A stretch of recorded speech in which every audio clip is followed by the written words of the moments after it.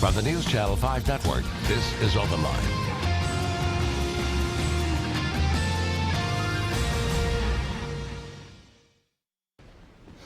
Hello everyone, welcome to OpenLine. Great show tonight. You see we have a full set of people up here.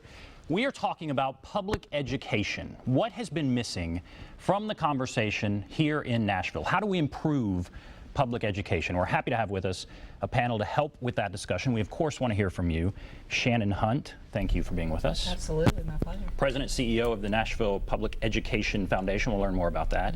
Renata Soto with Conexión Americas, Executive Director. Thank you for being with us. Pleasure. David Williams, Vice Chancellor at Vanderbilt University. Thank you also for being with us. So we're talking about public education. What has been missing from the conversation? What are you hoping to gather from this discussion? I mean, I think Nashville is at a critical turning point moment. I mean, we're going to elect a new mayor in a matter of months, where we have a search, in full swing to find a new director of schools. And I think this is a moment where Nashville has to sit and think, where do we want to go? To me, it's less about where have we been and more about where do we want to go.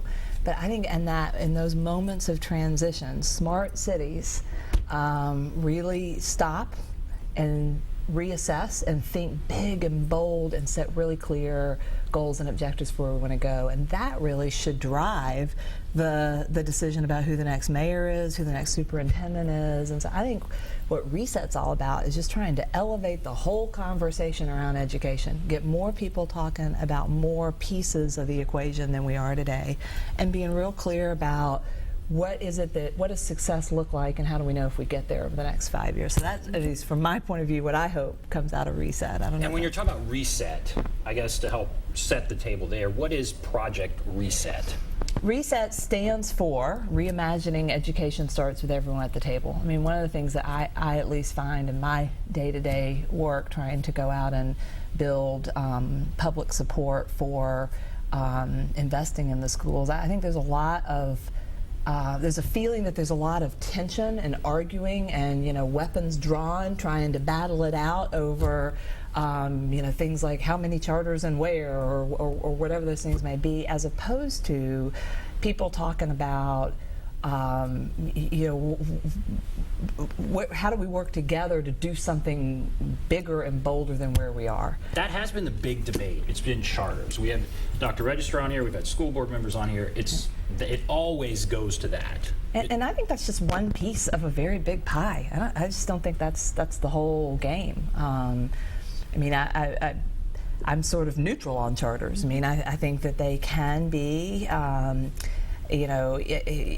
incubators for innovative approaches, but I also think we're not doing our job as a city and as a school system if we aren't taking lessons from charters and figuring out how to apply that to all schools. I mean, I don't think charters alone can solve all our problems, just like I don't think Teach for America alone can solve all our problems, or fill in the blank 15 other programs could solve all of our problems. I think we got to talk about a lot more than just charters. And Renata, what has brought you to the table? Conexión Americas Executive Director. And what are you hoping to come out of this discussion?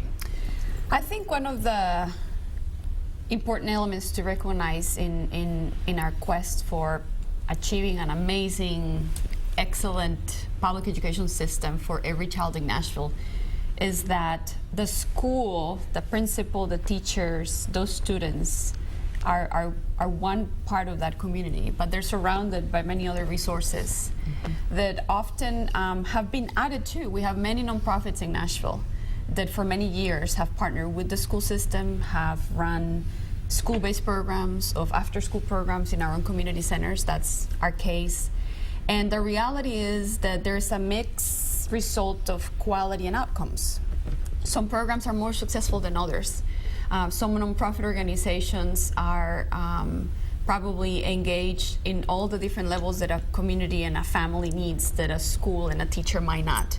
But the reality is that we need to also elevate the conversation about what we expect of that relationship and what are the alignment between the really bold, big ideas that we can borrow from other cities or that are already happening here and that we need to translate and to take to the larger system. And so I think for me the exciting part about Reset is that brings organizations and people like us who are partners with the school system, but that we have to be realistic, not always have been necessarily on the same page, looking eye to eye to what is the horizon that we're aspiring to get to, aligning resources, and also being accountable to each other about the outcomes that we as nonprofits supporting the school system are achieving. I think that we expect a lot of the school system, and I hope that through this process we also elevate the conversation of what we expect of nonprofits and other partners, businesses who want to bring their resources, but often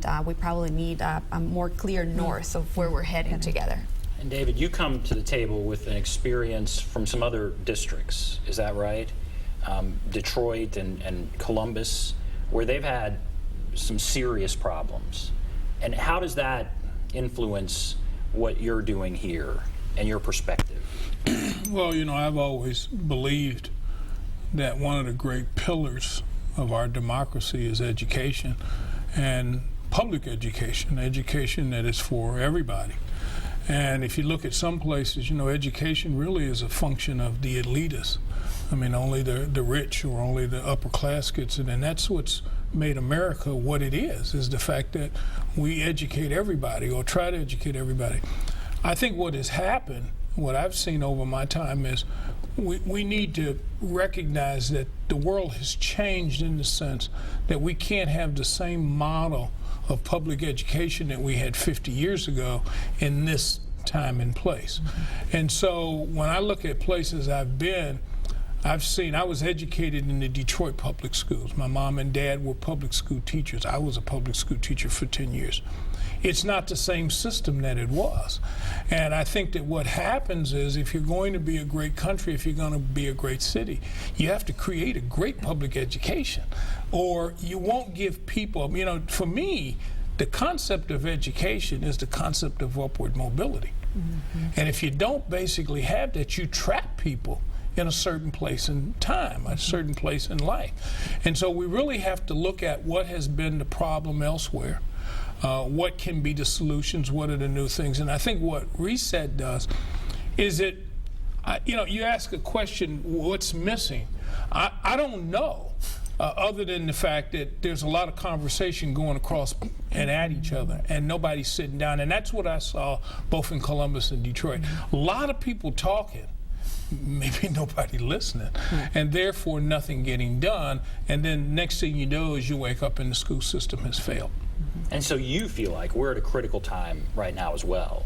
Shannon said this is a critical time as far as we're about to elect a mayor, we're going to get a new director of schools. It's also just in the nature of where we are. This is a critical time beyond those leadership positions. Yeah, you know, because I've seen good systems go to mediocrity and then go from there to not so good. And so, yeah, we are at that point where we haven't hit that level, that negative level, but you can see some of the signs out there. You can see some of the symptoms.